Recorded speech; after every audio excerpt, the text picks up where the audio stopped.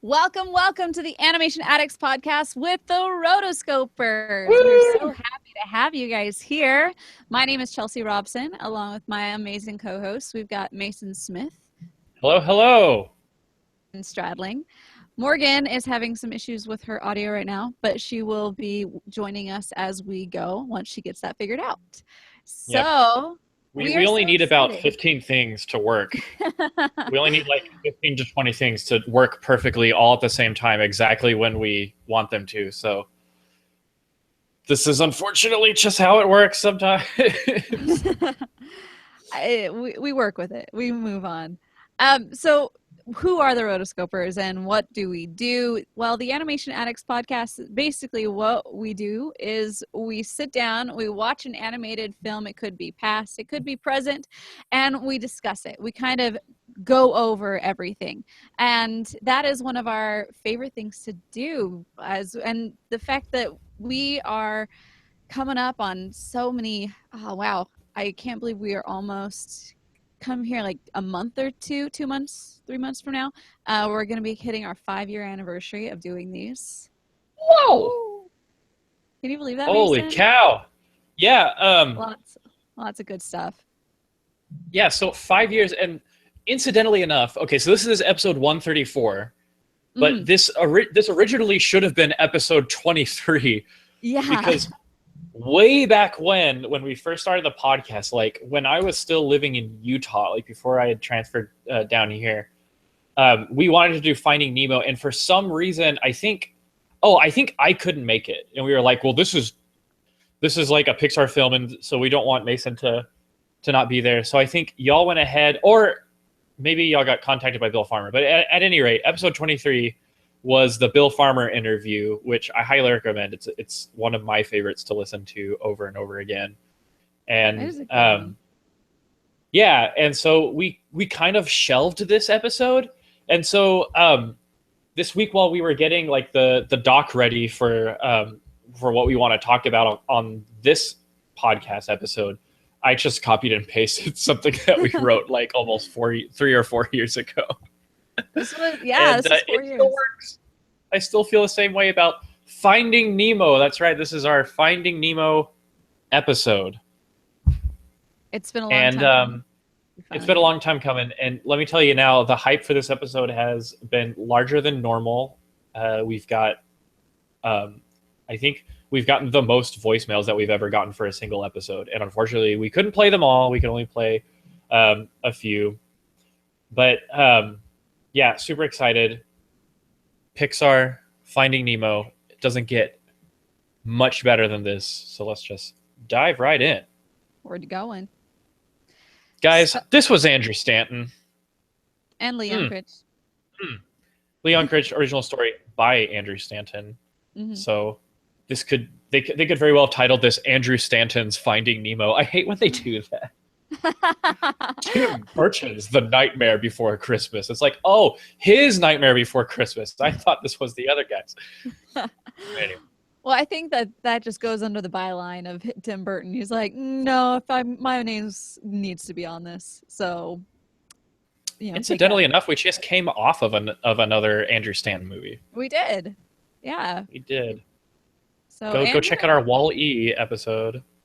Andrew's got so many great things, and I've actually listened to recently an interview with him where he just was talking about how he kind of got started. One really fun thing how he got started, he was just a student animator, and he had this like one video that got to go on the circuit of all of these student video things, and so he was like just riding that for a really long time, and he almost like he was just doing other things too while he was trying to get into directing and trying to get into different studios, and he was just almost like doing just random nothing jobs until he finally was able to get in and meet up with John Lasseter, and they became friends. And then the rest of his history is he was part of one of the pioneers in Pixar. So yeah, I would like to say, okay, so Pixar had just come, well, their last film before this was Monsters Incorporated, which I've actually never seen it in its entirety. So I know I went and saw Monsters University, but I know what Monsters Incorporated entails. Like I know all the like major sequences and stuff. I've seen bits and pieces, but I've never sat down and watched the whole entire thing. But we've got Monsters Incorporated, and then we go into Finding Nemo, and it's almost like their work and the visuals and just Pixar in general just launched itself into a completely new sphere. Just comparing how the characters look and the visuals, which were still impressive in Monsters Incorporated, but just looking at how they changed and how they improved, and taking such a visual challenge like underwater with fish, which a lot of people, which we'll talk about with the voicemails, but like no one had done a CG underwater film like this before. We're going to talk about another all CG underwater film that came out around the same time. But I really think this launched Pixar into a new era. It did. Just the power and just the hype. I feel like this one was one that added way more.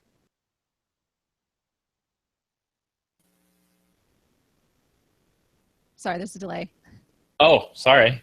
I feel like this Finding Nemo was one that just added so much heart to it. Not that like Bug's Life didn't have heart, but this one was. It hit home with so many people. Yeah, I really think it did, and it does. It really affects people. I dated a girl in high school who she put this film on every single night of every week to go to sleep, and she was a psychopath, and she literally left me for World of Warcraft. But we but basically, like, that's just the power of it. Okay, I don't agree with putting I don't agree with putting in a film to fall asleep. I can't, because I can't do it. I put a movie in front of me and I'm like, I can't fall asleep. There's a movie playing right now. I don't know what I'm going to do when we have children and we're like, oh, how do we get them to go to sleep? I don't know. Put on Finding Nemo. I'm going to be like, you can't just do that. Like, I want them to watch Finding Nemo. But anyway, so there's that whole thing. But just, I think it's because this is like a feel-good movie in that by the time the film is all said and done, everyone feels pretty dang good about themselves. Despite the fact that this film is like almost an emotional roller coaster. Euphoric, eh? Almost.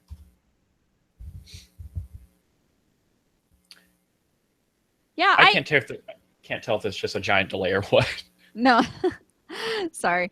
Yeah, it's just this one, everybody, critical response. This is actually one of the very first movies that I remember caring about what a critic said.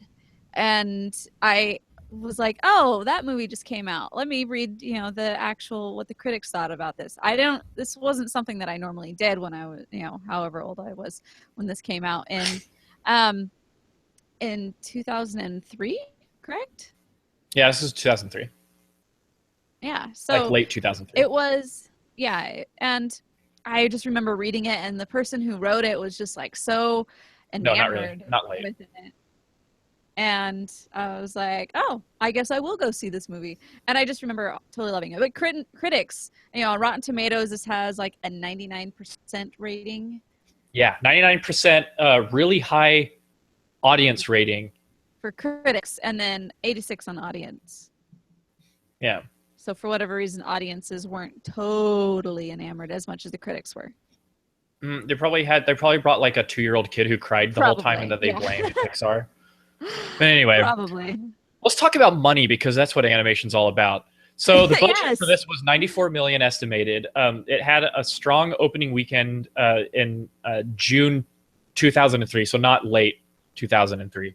Opened at over 3,000 screens at over 70 million. As of today, if you look on Box Office Mojo, the worldwide gross for Finding Nemo is 940,000. No, No, 940 million. 940. Sorry, reverse. 940,335,536. That's a lot of money, and they're about to hit the billion mark. I guess I don't know how that works. Do they just need to do more re-releases in theaters? They had the 3D version, so I don't know if that counts in it. And I think that's one of the reasons why we were thinking about doing this back in as number 23. Because they were going to do the 3D version. Morgan and I had just left the 3D version. We're like, oh, we might as well do it. I really liked the 3D version. I thought that was really cool.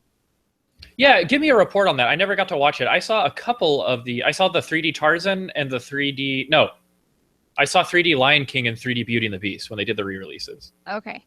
So the Finding Nemo re-release in 3D, I enjoyed it. One, because it was one of those movies that I hadn't seen in a really long time, and I kind of forgot why I liked it.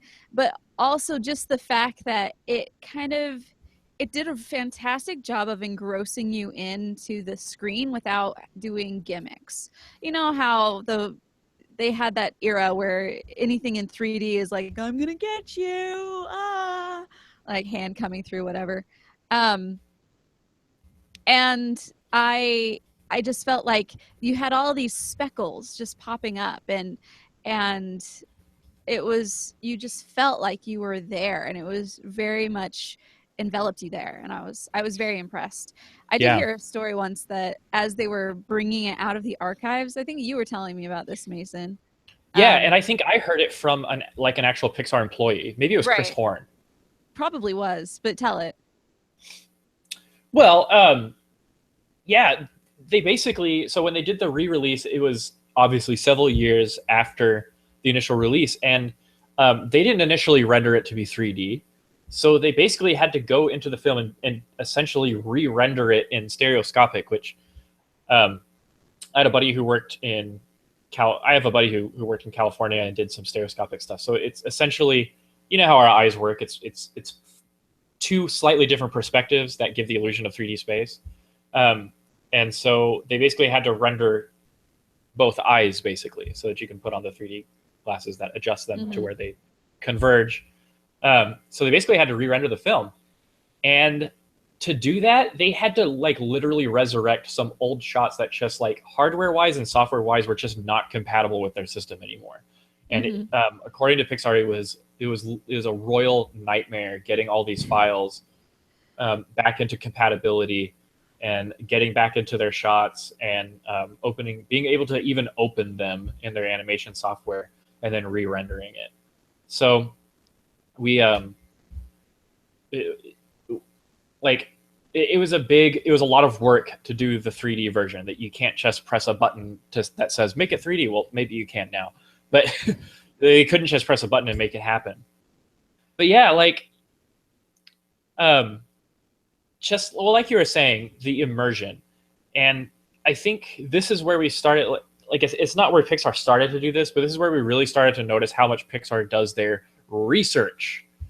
And research and development at Pixar has kind of reached this legendary status because they really go to great lengths to really make an authentic universe or world for their films. Would we go as far as to say we are submerged? Well, I would say that, definitely. I'm sorry, I'm super funny. I'm trying to think of some aquatic puns. I didn't know we were opening that floodgate. But all right. So when you look at the visuals for the film, even though it was 2003, it's still a masterpiece. It's still just a masterfully crafted piece of animated film. And it's absolutely beautiful. And I remember when I wrote this original doc around the time Brave came out, and I was saying that the visuals actually rival those of Brave. That's an incredibly ignorant statement because I don't understand how the technology actually evolved from Finding Nemo to Brave. So obviously the technology improved, but man, they just went all out, and it is still a beautiful film regardless of the time that has lapsed. So couple of tidbits for you just to show how much research that they did. John Lasseter, he got the entire pre-production or like early production crew to be scuba certified and actually do dives themselves in the Great Barrier Reef to find out what it looks like. That's pretty cool. With the lighting and things like water particles and distance fogs and stuff like that, your typical render time for one frame of animation was up to 4 days. Now that's split out between their entire render farm, but basically that means like if one of their machines put out one frame of the film at 24 frames per second, up to 4 days. Oh my gosh. And that's crazy. And you've got all their water particles, like the little floaties that go in and out. And then they researched how animals move. So Pixar's really cool because they're cartoon characters, but they grounded them in a real world context. So like the turtles, they swim like a turtle, like a sea turtle would. And the sharks, they have a sense of weight and mass about them that sharks have. And then the smaller fish, they kind of dart around. And they even did stuff like the constant underwater ambient noise. Like even when the characters are silent, you can still hear the low rumbling of the open ocean. So all of that stuff really really enhances the film and really creates this underwater world. And it's so naturalistic. Like what's so interesting is when you compare this to other animated films with fish. And I'm just going to go here. Shark Tale came out in 2004. It was DreamWorks. It was like Ants and Bugs Life all over again. And it's just interesting to analyze the difference in world establishment between Pixar and Shark Tale. Let's analyze. Okay, let's analyze. So you saw Shark Tale, right, Chelsea? I did, yes. It's like I've seen Shark Tale, but I haven't seen Monsters Incorporated. I'll admit, I have talked to artists at DreamWorks who confess that like Shark Tale was a stinker. So I won't be offended if other people say that. I do believe it's inferior to Finding Nemo. I still think it had cool things going for it. It was just interesting how, like they did with Shrek 2, they went very pop culture with it. Of course, you can't not do that when you have a comedy with Will Smith in it, I suppose. And they had stuff like that humans would do. Like they had restaurants and they had car washes and they had like appliances and they had buildings and stuff like that.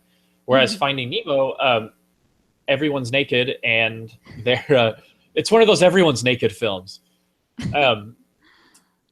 And they have references, but they're not pop culture references.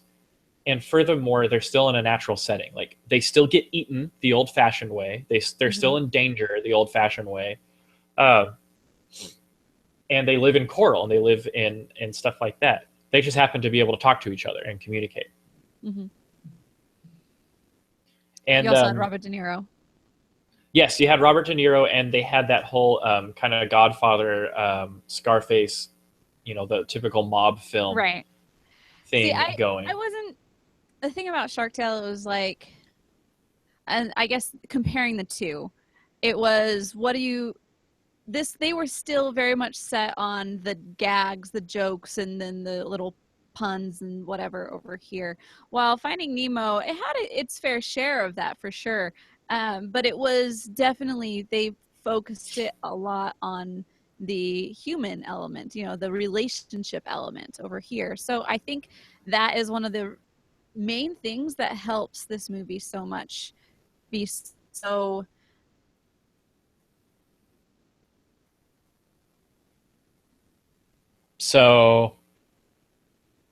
as opposed to being totally about pop culture, I guess. Oh, okay. Hold on. Apparently